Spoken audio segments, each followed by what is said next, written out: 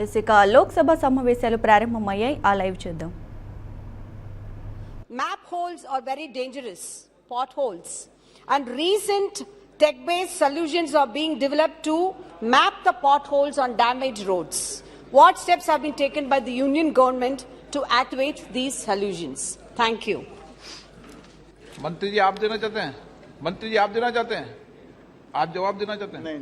माननीय अध्यक्ष महोदय, माननीय सदस्य ने जो सवाल उठाए हैं फेज 3 और फेज 1 और फेज 2, मुझे जो फेज 1 और फेज 2 सड़कें बनने के बाद हम राज्य सरकार को सुपुर्द कर देते हैं। राज्य सरकार की जवाबदेही होती है गड्ढे वगैरह भरना, मरम्मतीकरण करना, और यदि कहीं से शिकायत आती है तो उसके लिए हम जांच समिति बना करके भेजते हैं जांच के लिए। और आप अपने फेज 1 और फेज 2 दोनों को यदि मैं देखूं तो पहले फेज में मैदानी क्षेत्रों में 500 से अधिक संख्या वाले संपर्क विहीन बसाहटों को जोड़ा गया था।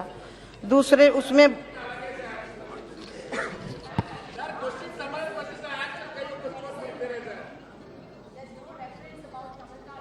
Site. That's what. Please kindly provide me the details even later. माननीय सदस्य महोदय को मैं यदि उनकी मांग है तो मैं लिख के पहुंचा दूंगी। Question number 222 Shri Jyotimar Singh Mahato. Question number 222 सभा पटल पर है।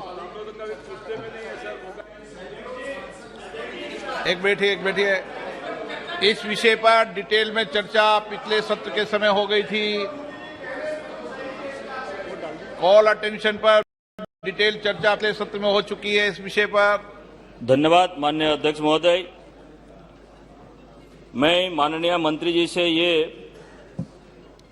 पूछना चाहता हूं कि पीएम दक्षता पोर्टल के माध्यम से अब तक पूर्णकालिक या आंशिक किसी भी तरीके से पिछले 3 वर्ष के दौरान मेरे लोकसभा क्षेत्र पुरुलिया और जंगल महल क्षेत्र के युवाओं के रोजगार प्रदान करते हेतु हमारी सरकार क्या कदम उठा रही है? पीएम दक्षा जो कौशलता एक हमारी योजना है, सामाजिक न्याय और अधिकारिता मंत्रालय 2020-21 में हमारे जितने अनुसूचित जाति, पिछड़े वर्ग और डिनोटिफाइड और जो हमारे सफाई कर्मचारी है उसी आश्रित लोगों को कौशल विकास के माध्यम से स्वरोजगार करने के लिए एक व्यवस्था 2020-21 में उसको लॉन्च किया गया है। इस योजना के अंतर्गत हमारे मंत्रालय द्वारा जो प्रशिक्षण लेना चाहते हैं उन लोगों को पोर्टल के माध्यम से वो ऑनलाइन उसको फिलअप कर सकते हैं। उसके हम लोग विभिन्न संस्था के द्वारा उनको ट्रेनिंग कराते हैं। उसको रोजगार की व्यवस्था और प्लेसमेंट भी हमारे डिपार्टमेंट की तरफ से हम करते हैं। राष्ट्रीय अनुसूचित जाति वित्त विकास निगम, राष्ट्रीय सफाई कर्मचारी वित्त विकास निगम एवं दूसरा जो हमारी पिछड़े वर्ग वित्त विकास निगम उसका काम देखते हैं। तो उसके हिसाब से हमारी जो माननीय सांसद महोदय बोला है उनका पुरुलिया एवं जंगल महल में अब तक जो कुल 2020-21 में हम लोगों ने 369 ऐसा प्रतिभागियों को हम लोगों ने एनरोलमेंट किया है और प्रशिक्षण भी दिया है। इसके अंदर 174 को 2020-21 में रोजगार का व्यवस्था किया है, प्लेसमेंट दिया है। 2021-22 में यहाँ पे 80 जो स्टूडेंट है वो प्रशिक्षण के लिए अप्लाई किया है। उसमें 40 लोगों को हम लोगों ने प्लेसमेंट का व्यवस्था किया है और 2022-23 में अभी तक 320 लोगों ने उसमें अप्लाई किया है। माननीय मंत्रीगणों से मैं आग्रह कर रहा हूं, जो आपने रिप्लाई में क्वेश्चन में रिप्लाई कर दिया उसको न पढ़े, जो माननीय सदस्य पूछे उसका जवाब दे दे, केवल उसको रिप्लाई को न पढ़े पुराना। माननीय सदस्य ओके। श्रीमती लाकेट चटर्जी। धन्यवाद स्पीकर सर।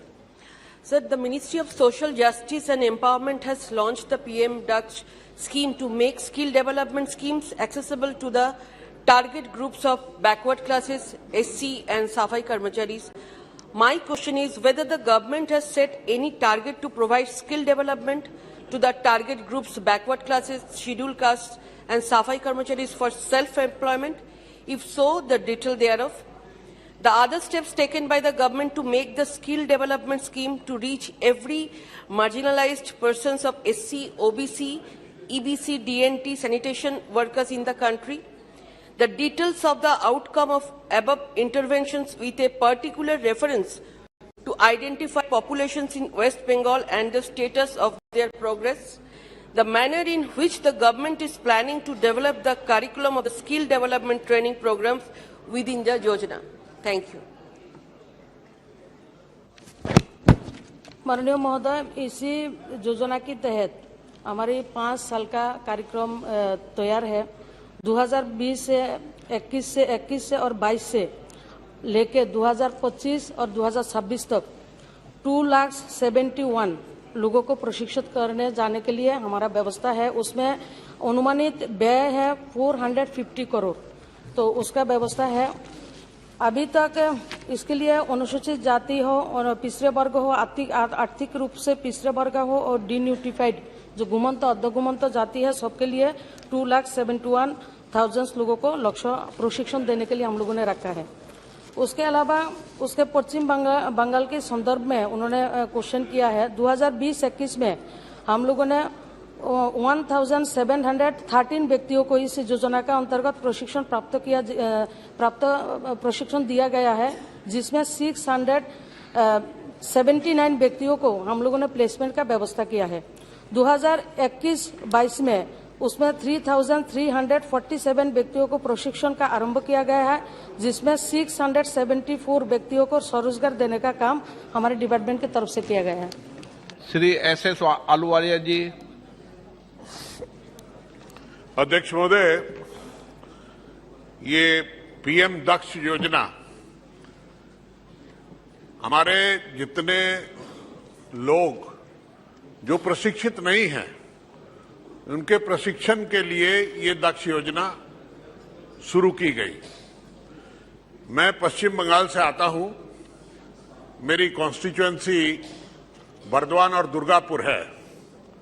मुझे जवाब में देखकर दुख और तकलीफ हुई कि पूर्व बर्दवान, जहां पर SC 0, OBC 1, EBC 0 और सफाई कर्मचारी इंक्लूडिंग वेस्ट पिकर्स 0, पश्चिम बंगाल की निरास्ता के कारण पश्चिम बंगाल सरकार इसमें सहयोग नहीं कर रही। इसके कारण हमारा जिला जहां पर 000 है, ये देखकर काफी दुख हुआ। मेरा आपके माध्यम से मंत्री महोदया से प्रश्न है, क्या आप अपने मंत्रालय की बैठक में वहां के जिला अधिकारी को बुलाकर पूछने का कष्ट करेंगी कि ये योजना आपके जिले में क्यों शून्य है, क्यों नहीं लागू हुई? माननीय सदस्य महोदय को मैं अवगत कराती हूँ। जो हम लोग उसके लिए अवेयरनेस करने के लिए उसके लिए ऐड भी देते हैं, DMs लोगों को भी पत्र लिखते हैं, और पश्चिम बंगाल का संदर्भ में जो हम वहाँ के मिनिस्टर को भी 10-10 बार फोन करते हैं तो फोन उठाते नहीं है। वैसा एक स्थिति है। और सबसे और भी है, ऐसा फोन उठाते नहीं है। और मैंने बहुत बार सुनिए, उठाते नहीं है। और उसका जो सहायक है वो लोग मंत्री का फोन नंबर देने में भी डरता है। ऐसा एक स्थिति है। ऐसा मैं दीदी, मैं भी बंगाली हूँ, मैं चैलेंज करती हूँ, मैं बहुत बार फोन किया हूँ। उसके अलावा सतत प्रयास है हमारी इस काम का। ऑनलाइन में आके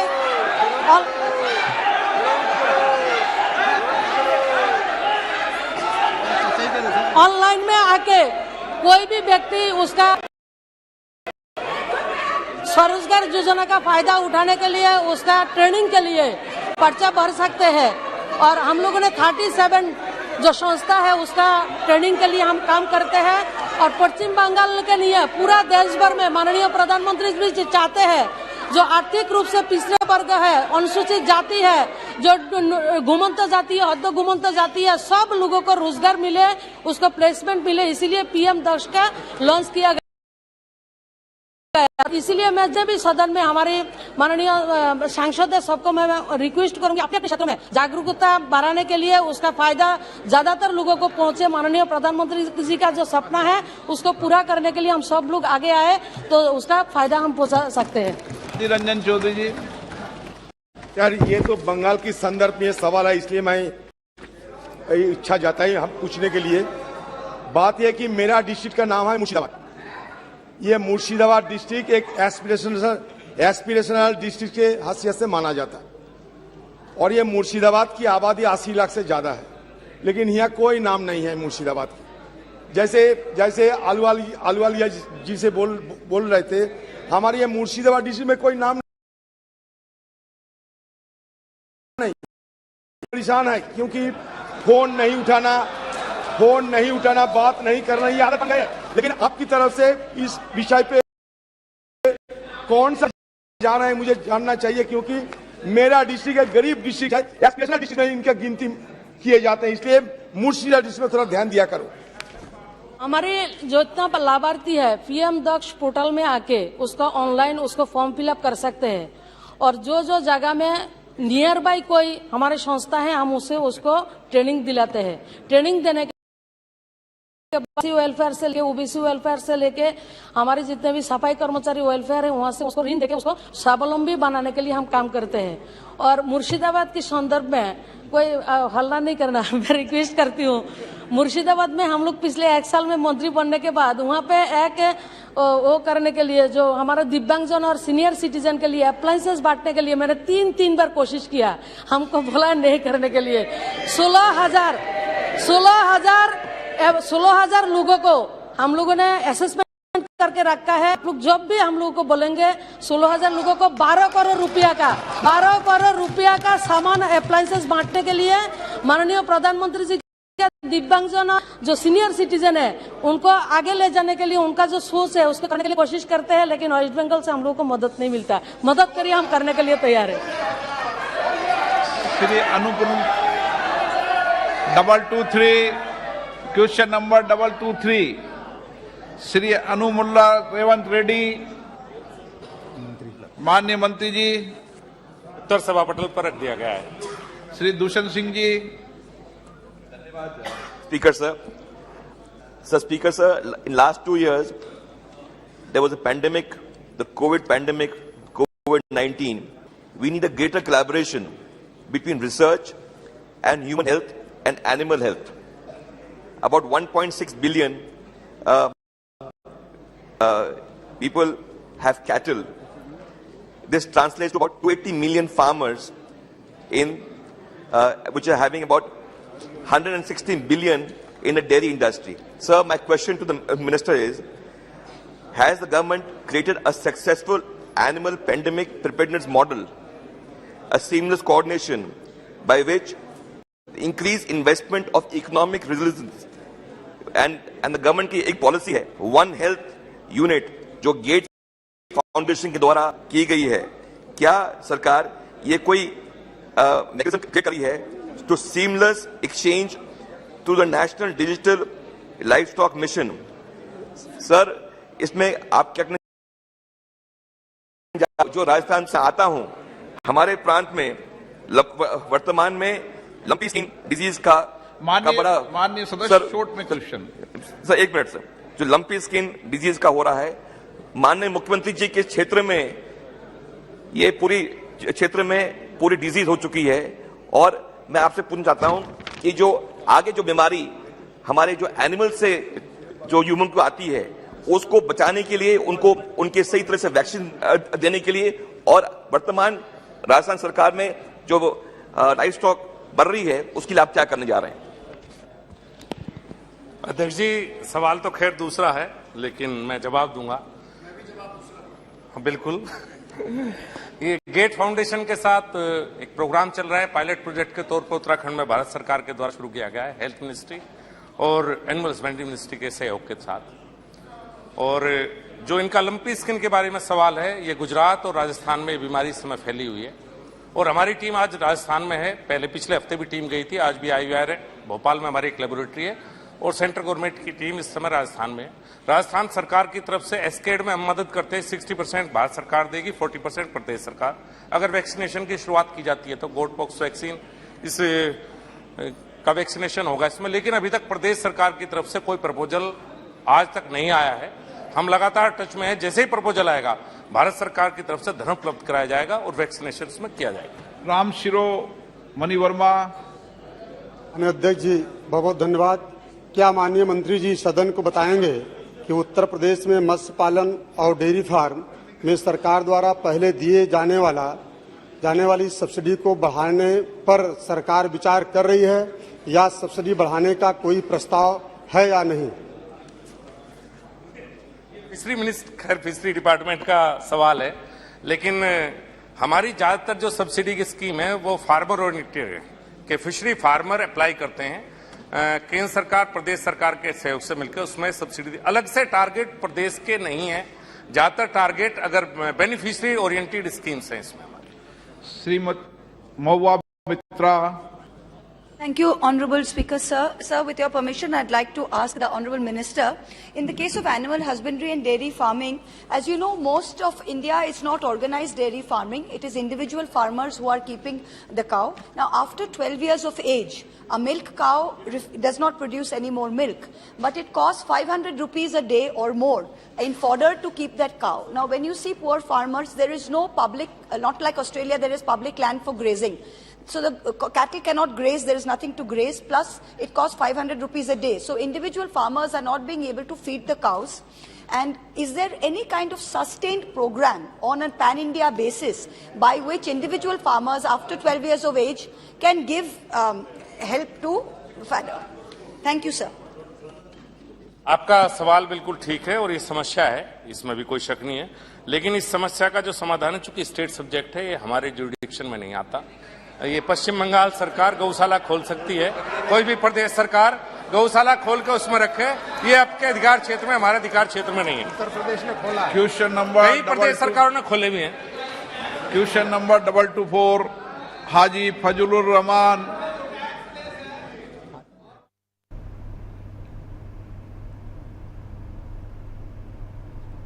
माननीय मंत्री जी